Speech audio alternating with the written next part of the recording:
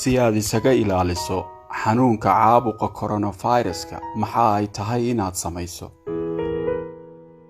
Gacmahaaga iyo farahaaga si waafi ah ugu dhaq saabuun iyo biyo. Inaad ka dheeraato gacmaha oo la isku salaamo. Inaad sankaaga iyo afkaaga daboosho mar walba oo aad qufacayso ama aad hindhisayso.